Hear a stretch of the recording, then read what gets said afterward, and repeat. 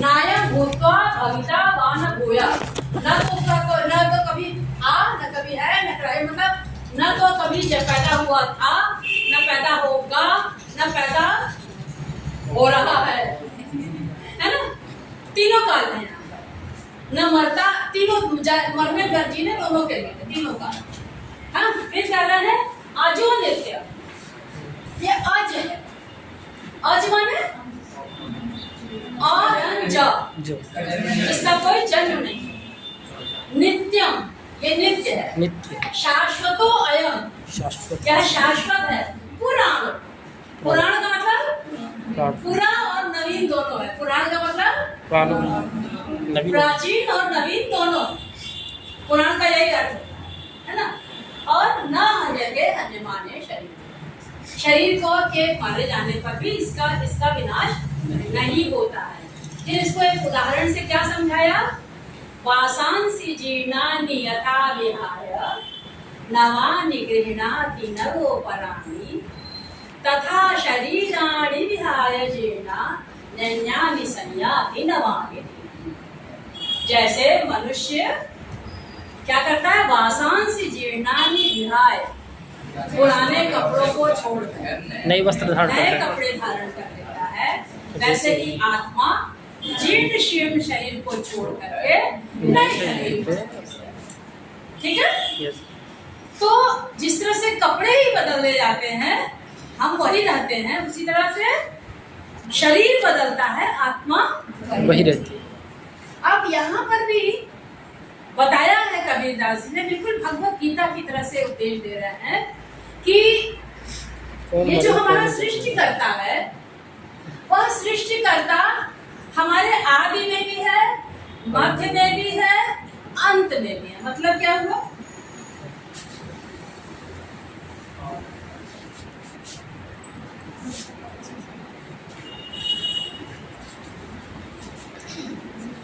काहेरी निंदलनी को मनानी।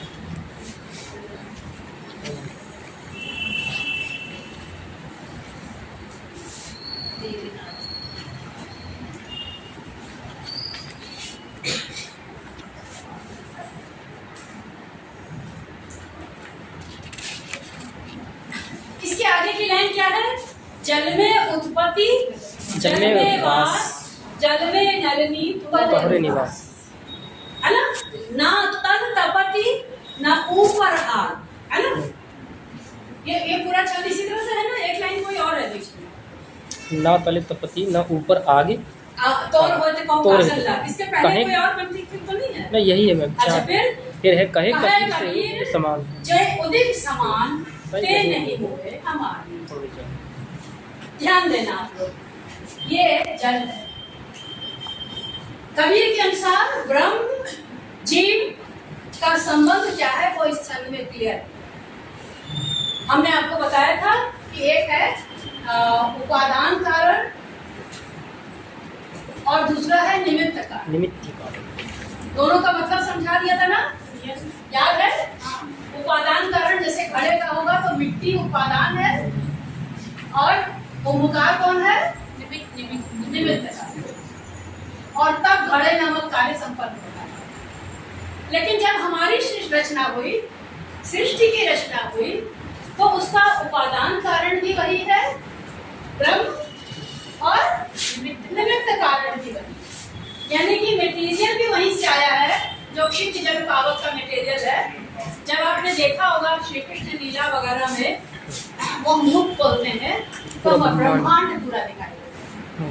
जैसे दूध के भीतर सूक्ष्म रूप में घृत विद्यमान है, वैसे ही इस संसार में सूक्ष्म रूप से ब्रह्म विद्यमान। ठीक हो गया, क्लियर। अब ब्रह्म में सृष्टि कैसे है, जैसे छोटे से बीज को आप लगाइए तो उसके भीतर विशाल वट वृक्ष समाया हुआ है। उसी तरह से जो सूक्ष्म ब्रह्म है, जो दिखाई नहीं देता है, उसी के भीतर ये विशाल ब्रह्म है। इसी को कबीर ने कैसे कहा, जल में कुंभ, कुंभ में जल। ठीक है, सृष्टि में सृष्टि करता है ना। इस पूरी सृष्टि में सृष्टि करता है और पूरे सृष्टिकर्ता के भीतर सृष्टि। सृष्टि है। आप समझ में आया? यस। जल में कुंभ में, है ना? पूरी सृष्टि के भीतर ब्रह्म है। और ये पूरी सृष्टि कहाँ है? ब्रह्म में। इसको एक उदाहरण से समझाया है। ये कावेरी नदी, ये है कमलनाथ। कमलनाथ जो भी कमल खिला हुआ है, Yes. जो भी हम बना नहीं रहे हैं, ऐसे ही बना, ठीक है? अब ये देखिए, ये सृष्टि करता है कमल का। ये जो जल है, ये क्या है? जल में ही कमल उत्पन्न हुआ। तो यहाँ पर कमलनी और जल के बीच संबंध जो दर्शाया गया है, वह सृष्टि और सृष्टि करता है। ये कमलनी क्या है? सृष्टि। सृष्टि किसकी सृष्टि है? इस जल की। जल ये सृष्टि करता है। सृष्टि ध्यान से समझिएगा। देखिए, आपको आत्मा परमात्मा जीव का संबंध एकदम क्लियर समझ आएगा। कभी एकदम आप वो कह रहे हैं ये कमलनी मुरझाई हुई है, जैसे हम सब मुरझाए हुए, कोई भी परम सुखी नहीं। हर जीव आनंद की तलाश में भटक रहा है ना? आज कमरा छोटा है, तो आज जगह कम है, तो आज मैम नहीं आई, आज बड़ी गर्मी है, बहुत सारी चीजें, या तो सब कुछ है तो एसी होता, मतलब बहुत सारी चीजें, ठीक है?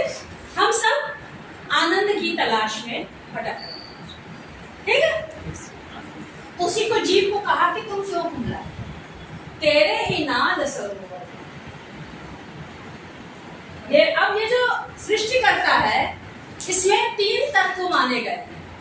वो है सत, चित, आनंद। ये आनंद तत्व हमने आपको बताया था कि आनंद तत्व न तो सृष्टि में है, जगत में है, न तो जीव में। ये कहाँ है? केवल ब्रह्म। और वो आनंद में सच्चिदानंद ब्रह्म कहाँ है? हमारे भीतर। वो मंदिर में नहीं बैठा है, मस्जिद में नहीं बैठा है, काबा कैलाश में नहीं बैठा है। कहाँ है? हर जीव के भीतर। वेद पढ़ा का या फल पाने सब घट देखा ही ना। वेद पढ़ने का फिर ये रिजल्ट निकलना चाहिए था कि उसको समझ में आए कि हर एक जीव के भीतर ये सच्चिदानंद ब्रह्म बसा है। ठीक है? समझ में आया? तो ये आनंद यहाँ है, अंदर हमारे भीतर आनंद है। और हम आनंद कहाँ तलाश रहे हैं? जगत, है ना? आपको पहलवान लस्सी के यहाँ पर जलेबी मिलेगी और आप ढूंढ रहे हैं भारत विकास स्टेशनरी सेंटर, जलेबी मिलेगी? कहाँ मिलेगी? जहाँ है वहां जाओ। तो आनंद आप तलाश रहे हो कहाँ? जगत, सृष्टि वहां है अंदर। तो क्या करें? काहेरी नलनी तू कुमलानी तेरे ही नाल सरोवर पानी। तुम्हारे नाल में खुद सरोवर, सरोवर का मतलब सृष्टिकर्ता जल रूप में विद्यमान। हमारे भीतर हमारा ब्रह्म जीवात्मा रूप में विद्यमान है। क्लियर हुआ? फिर कह रहे हैं कि जल में उत्पत्ति, जल में वास, जल में नल्ली तो निवास।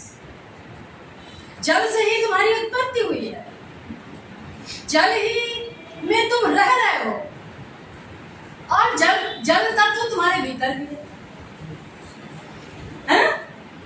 यानी कि उस ब्रह्म से ही हमारी उत्पत्ति हुई है, जो आनंद स्वरूप है। वो हमारे बाहर भी है और हमारे भीतर भी। ना तल तपति ना ऊपर आग।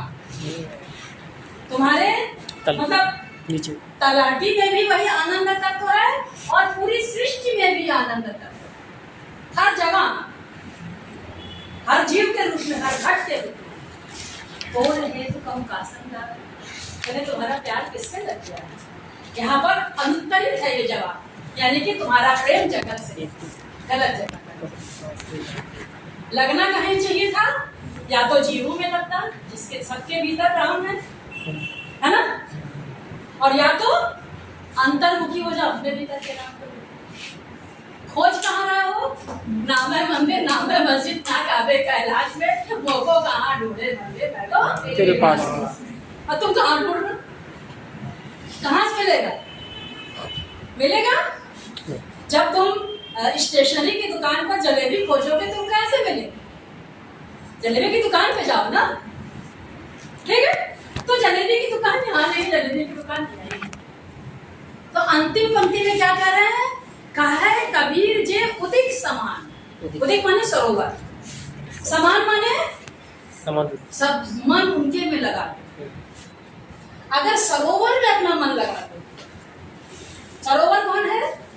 सृष्टिकर्ता, जो हमारे भीतर भी है बाहर भी है, जिसके कारण न बाहर गर्मी है न ऊपर उसके एनवायरमेंट में गर्मी। कहा है कबीर जे उदिक समान, आगे क्या है? ते नहीं हुए हमारे। हमने कहा ना पहली पंक्ति में समस्या खड़ी करते हैं और अंतिम पंक्ति में सॉल्यूशन। तो पहली पंक्ति में कहा कि नली बुझाई हुई है और अंतिम पंक्ति में पर्चा लिख के दे दिया ये दवाई खा लो, ठीक है? क्या दवाई दिया? ते नहीं मुए हमारे कि जिस सरोवर से तुम्हारी सृष्टि हुई है उस सृष्टिकर्ता के में अपने चित्त को लगा दो। समान का मतलब होता है हमारा तुम्हारा मन एक हो जाए, है ना? कहे कबीर जे उदिक समान, अपने मन को वहां लगा दो, ते नहीं, तब तुम्हारा सारा हो जाना समाप्त हो जाए। समझ में आया? ब्रह्म और जीव का संबंध, यही कबीर के अनुसार ब्रह्म और जीव का संबंध है। एक यही इन्हीं अर्थों में, अब यहीं पर आपको एक और चीज बता, इन्हीं अर्थों में कबीर का ब्रह्म वेदांत का सगुण ब्रह्म। समझ में आया? जब आप वेदांत के निर्गुण और सगुण ब्रह्म को पढ़ेंगे तो वेदांत में थोड़ा कठिन नहीं हो रहा है? नहीं, आराम से समझ में आ रहा है। जब आप वेदांत के निर्गुण और सगुण को पढ़ेंगे तो वेदांत में जो निर्गुण ब्रह्म है उसका कोई गुणा नहीं हो सकता। यानी कि निर्गुण ब्रह्म जो वो ब्रह्म है वो सृष्टि नहीं करता। आप लोगों ने बहुत जगह देखा होगा, सांख्य दर्शन वगैरह में भी देखा होगा, एक पुरुष है और एक प्रकृति है। जब पुरुष प्रकृति से संलग्न होता है, यानी कि शक्ति से, प्रकृति माने माया से, जो उसकी शक्ति है, शिव और शक्ति, शिव शक्ति के बिना अधूरे है। जब शिव शक्ति के साथ संलग्न होते हैं तब सृष्टि होती है। और जब जो सृष्टि करता ब्रह्म है वो सगुण होता है वेदांत के अनुसार, है ना? अगर ये कठिन लग रहा है तो उसको अभी दिमाग से निकाल दो, बस हम प्रसंगवश आ गया तो बता दो। कबीर अपने निर्गुण को बाद में सगुणीकरण कर दिए हैं। हाँ, बहुत कंफ्यूजन है कबीर और तुलसी के निर्गुण सगुण। वो तो है, लेकिन कबीर अपनी निर्गुण की उपासना को बाद में सगुणीकरण करके सामने लाते हैं। नहीं, कबीर के ब्रह्म पर अगर आपको कुछ लिखना होगा तो आप ये बता सकते हैं वहां कि चूंकि कबीर के ब्रह्म सृष्टि करता है, ठीक? वेदांत निर्गुण सृष्टि करता है, तो सृष्टि करता ब्रह्म वेदांत के अनुसार सगुण। अब समझ में आया? हाँ, यहाँ पर निर्गुण सगुण का जो एक संकुचित अर्थ है, सगुण का एक संकुचित अर्थ है क्या? विष्णु का अवतार। उस अर्थ में ये सगुण नहीं है।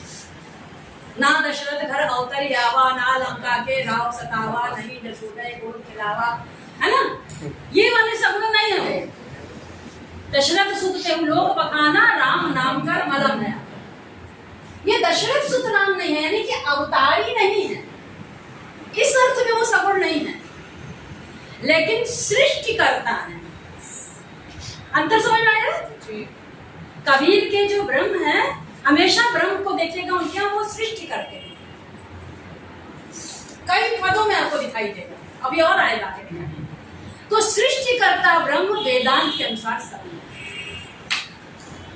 अब तुलसी के राम को देखिए क्या है। तुलसी के राम मूलतः निर्गुण ब्रह्म। अब हम जो लिखी हुई सामग्री उससे थोड़ा अलग अपना मौलिक चिंतन करा।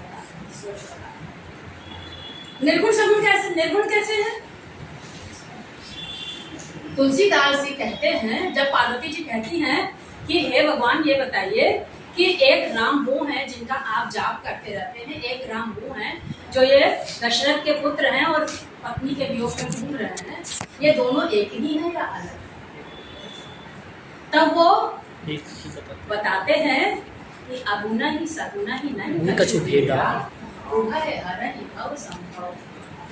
फिर कहते हैं अगुण अरूप अलख अज जोई भगत प्रेम वश सगुन सोई। जो निर्गुण निराकार ब्रह्म है वही भक्तों के प्रेम के वशीभूत होकर के सगुण हो जाता है, नहीं अवतार ले लेता है। सगुण का संकुचित अर्थ यहाँ पर है अवतार। समझ में आया? जी। आपको याद है भय प्रकट कृपाला दीन दयाला कौशल्या हितकारा। वहां प्रकट होते ना, जन्म नहीं लेते हैं, बल्कि भय प्रकट कृपाला दीन दयाला। किस लिए? कौशल्या हितकारा। कौशल्या जो उनकी भक्त थी, जिन्होंने मांगा था कि आप हमारे यहाँ पुत्र रूप में आएंगे, उनके हित के लिए। वहां पर पहले क्या कहा था?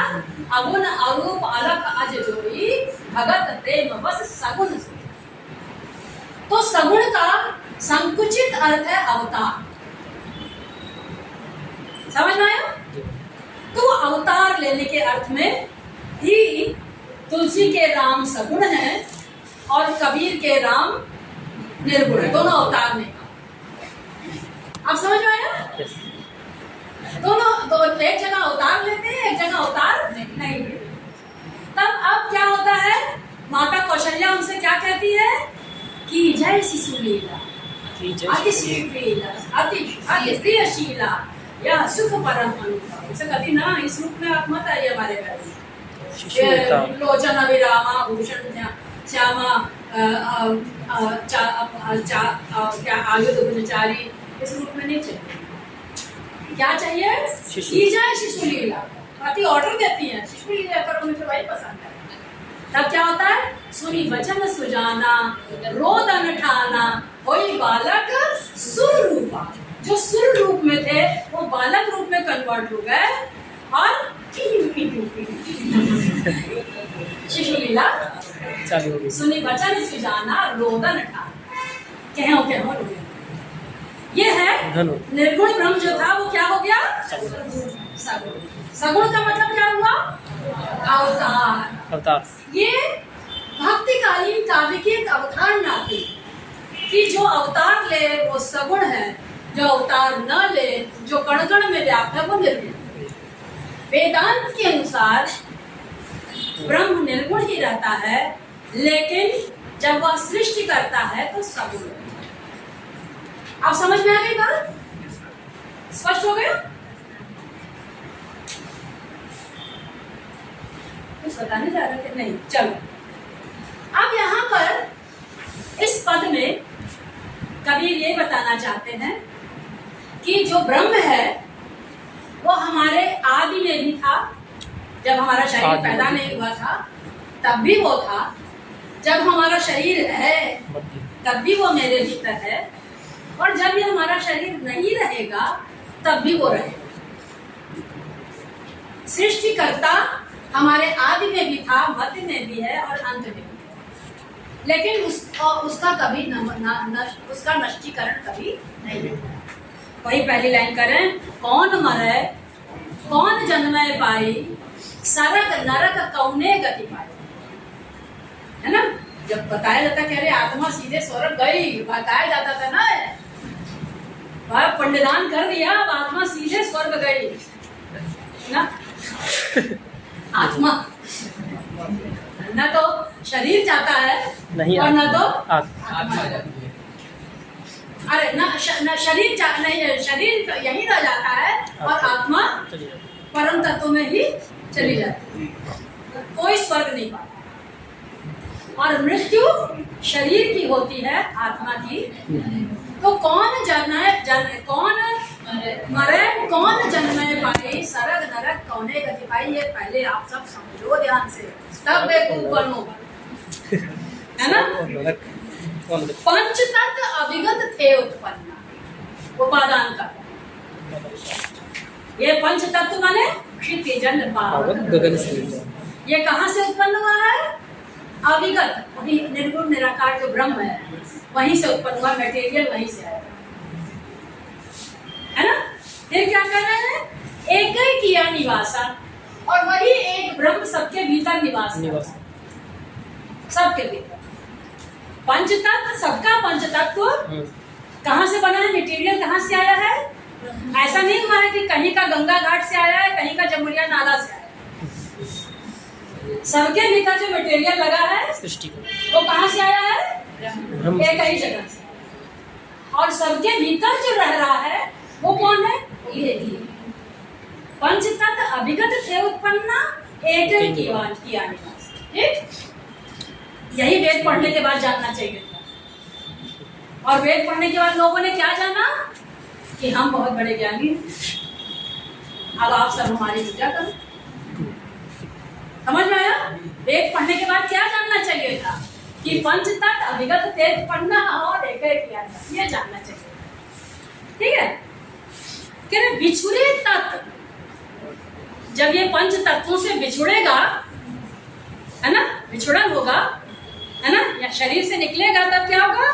फिर सहज समा, फिर ये आत्मा जहां से आई थी वही समा जाएगी। नरक और स्वर्ग कहीं किसी को नहीं मिलने वाला, शरीर यही रह जाएगा। वो है ना, धनानि भूमौ पशवश्च गोष्ठे नारी गृहद्वारि जन श्मशाने देहश्चितायां परलोक मार्गे कर्मानुभव।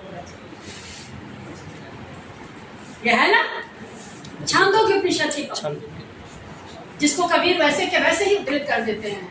देहरी लटकाए मेहरी रोवे द्वार खड़े सक माई, मरहट लो सब संगी साथी हंस सके, है ना। तो ये जब जैसे जैसे हमारे भारतीय ज्ञान परंपरा में जो बातें कही गई, वही अनपढ़ अशिक्षित कबीर कहते हैं, जिन्होंने सत्संगति के माध्यम से ज्ञान अर्जित किया। समझ आया? तो करें बिछुड़े तत्व फिर सहज समाना, रेख रही नहीं आशा। फिर अलग अलग उस आत्मा को वहां जाओ, भगवान जी क्या अलग अलग कलेक्ट करो कि ये चमार की है, ये ब्राह्मण की है, ये शूद्र की है, ये महिला की है, ये आदिवासी की है, ये दलित की है। कहीं नहीं ऐसा कुछ, रेख रही नहीं आशा, यानी कि उसकी पृथकता का कोई भी चिन्ह शेष नहीं रह जाता, है ना। अब देखिए उसको उदाहरण से समझाइए यही सारी बात। अब क्या कर रहे हैं? दृष्टांत लगता। जल में कुंभ, कुंभ में जल, बाहर भीतर पानी, है ना। सृष्टिकर्ता में सृष्टि और सृष्टि में सृष्टि करता। क्लियर हो गया? जल में कुंभ, जल क्या हो गया? सृष्टिकर्ता, जो अंदर भी है बाहर भी, ठीक। और कुंभ में जल, इसके भीतर भी वही जल। जल में कुंभ, यानी कि सृष्टि में, इस पूरी सृष्टि में हम हैं, हमारे भीतर भी सृष्टि करता है, ठीक है। बाहर भीतर पानी, फिर क्या होता है? फूटा कुंभ क्या बता रहे थे उसमें? जहां से आया है फिर वहीं चला जाता, यही तो बताना था। अब इसको उदाहरण से समझाते कि जैसे ही ये शरीर रूपी कुंभ फूटेगा, वैसे ही इसके भीतर जो जीवात्मा रूपी परम तत्व है, वह परमात्मा रूपी परम तत्व में, जैसे इस घड़े के जल को हम घड़े का जल कहते हैं और इसको समुद्र का जल कहते हैं, वैसे ही हम जीवात्मा और परमात्मा नाम लेते हैं, ठीक है। लेकिन जैसे ये शरीर रूपी घट खत्म हो जाता है, जीवात्मा परमात्मा तत्व में, तब थोड़ी अब समुद्र में जाकर के आप खोजो कि इसमें मेरे वाले घड़े का पानी कहाँ नहीं मिलेगा। रेख रही नहीं आशा, यही कितने अच्छे से दृष्टांत अलंकार से समझाया। जो बात ऊपर कह रहे थे उसी को उदाहरण से यहाँ समझाया। फूटा कुंभ जल जल ही समाना, यह तत् कथो ज्ञानी। तो ये तथ्य जो है आप लोग समझो और अपने भीतर ज्ञान अर्जन करो, क्या सच है ना। आदय गगना, अंतय गगना, मध्य गगना, क्या है? कल कमल्ली वाले पद में क्या था? जल में उत्पत्ति, जल में वास, जल में नलिनी तो निवास। यहाँ पर क्या कर रहे हैं? आदय गगना, गगन माने शून्य, शून्य माने ब्रह्म। जब हम नहीं पैदा हुए थे तब भी ब्रह्म ही था। मध्य गगना, जब हमारा शरीर आ गया है तो भी इसके भीतर वही है। और अंत में भी कहे कबीर कर्म किस लागै। आप ध्यान दो, कर्म सिद्धांत आ गया। कर्म का फल किसको लगता है? शरीर को लगता है, आत्मा, है ना। कहे कबीर कर्म किस लागे, झूठी संग हो पाए। तो कर्म का जो फल है वह झूठी संगति वाली केवल शरीर को लगता है। यह गलत है कि आत्मा स्वर्ग चली जाएगी या आत्मा नरक चली जाएगी, या शरीर को ही बार बार। इसको नींद आ रही है क्या? बार बार सो जाएगी। ये तुम्हारे बगल में है, नींद आ रही बेटा? मुंह धो लो। नींद नहीं मैम, थोड़ा वो हम समझ, ठीक है? क्लियर हो गया? अब कौन सा पद है? 51? 51 में बिल्कुल इसी तरह है।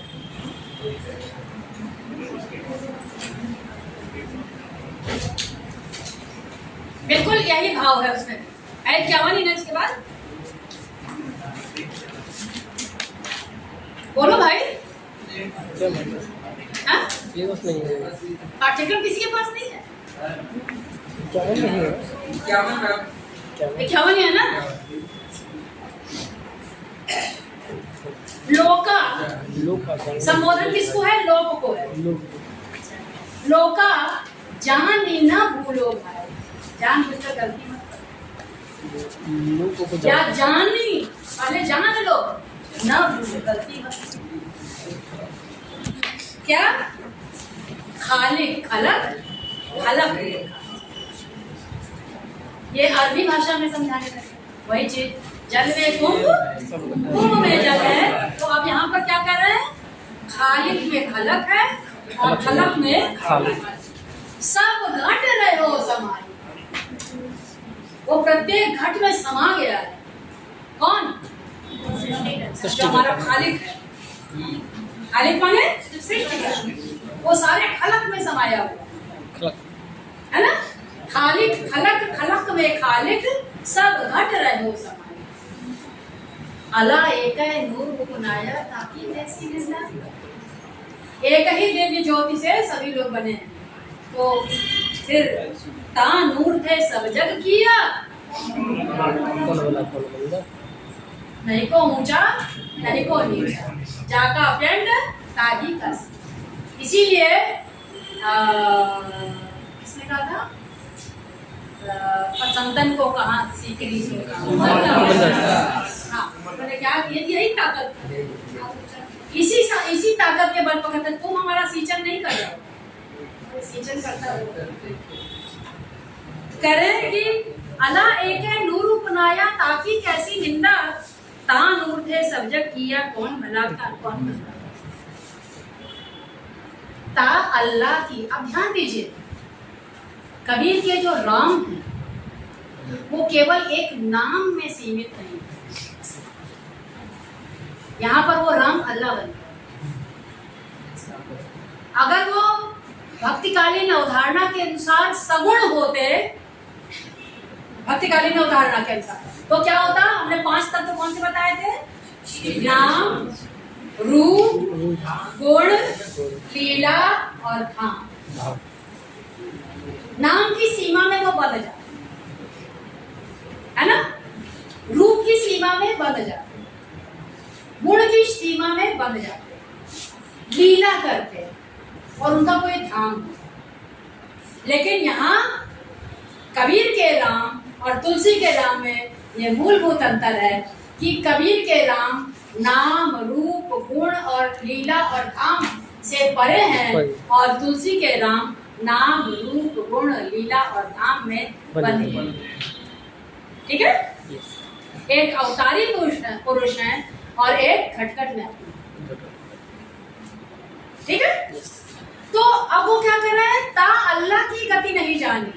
उस अल्लाह की गति को आप समझ ही नहीं, ब्रह्म क्या है उसको आप समझ ही नहीं रहे हो। और गुरु गुण दिया मीठा, बार बार गुरु के माध्यम से, गुरु यहाँ पर कोई व्यक्ति भी हो सकता है, कोई घटना भी हो सकती है, कोई चैतन्यता भी हो सकती है, कुछ भी हो सकता है, कि गुरु बार बार ज्ञान का मीठा गुण दे रहा है, लेकिन तुम लोग को समझ में नहीं आ रहा, तुम लोग भटक रहे हो। तो इसीलिए बार बार पहली लाइन में क्या कर रहे हैं, लोका जान, अरे जानो, जाने बिनु न होय प्रतीति, बिनु प्रतीति होय नहीं प्रीति, प्रीति बिना नहीं भगति देव। पहले जानो, जो तुलसी कहते हैं वही कबीर भी। ठीक है, तो कह रहे कहे कबीर मैं पूरा पाया, ये है ज्ञान, मुझे पूर्ण ब्रह्म की प्राप्ति हो गई। तो उसका रिजल्ट क्या निकला, आगे पढ़िए क्या लिखा, सब घटे साहेब दीप। ये रिजल्ट निकलना चाहिए था कि प्रत्येक घट में हमको वही साहब दिखाई। किसने कहा मुझे ज्ञान हो, इन अर्थों में कबीर ज्ञानी है। कबीर ज्ञानी पर ज्ञान परंपरा के हैं, जो मसीह का आगा चाहिए नहीं, लेकिन वेद पढ़ने का जो रिजल्ट निकलना चाहिए यहाँ निकल चुका, इसलिए ये ज्ञान। सा विद्या या विद्या वो है जो हर प्रकार के दुष्ट प्रवृत्तियों से, कुंठाओं से मुक्त कर, कुंठा मुक्त, ना कामों से दोस्ती, ना कामों से, ये मुक्त है, ये ज्ञानी, असली ज्ञानी है ना। तो ये इसलिए कबीर को ज्ञान मार्ग, ये ज्ञान इसलिए कबीर ज्ञान। कभी आपसे कोई मौखिकी में, वाइवा में, इंटरव्यू में फंसा के पूछिए तो आप एकदम चमक आ जाए।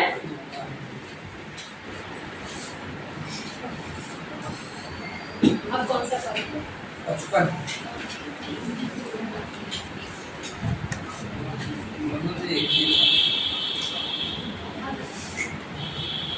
कोई पाठ करे, चलो प्रवीण पढ़ो। हम तो एक एक करी जाना लोग है।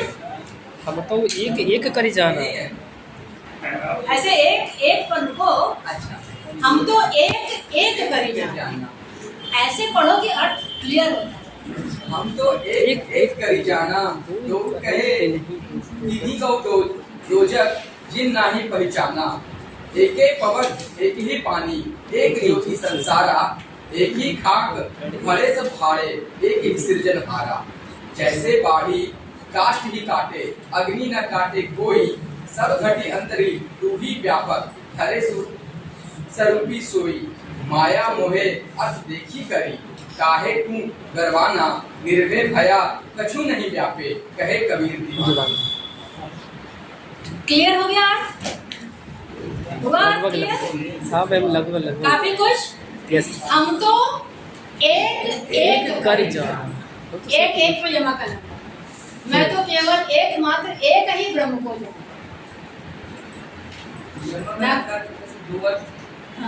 हाँ भाई, एक का अर्थ एक मात्र, एक का अर्थ एक नहीं, मैं तो एक मात्र एक ही ब्रह्म को जानता।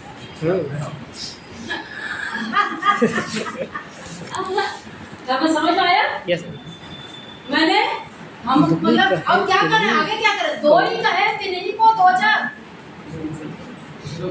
अगर कौन सा समाज था वो समय, आज भी है, हिंदू और मुस्लिम को लेकर के जो भयंकर चल रहा था, जो धार्मिक संघर्ष था, उस समय को चुनौती दे रहे हैं और कह रहे हैं क्या अल्लाह और ईश्वर लड़ रहे हो तुम लोग। गांधी जी को कहना पड़ा ईश्वर अल्लाह तेरे नाम।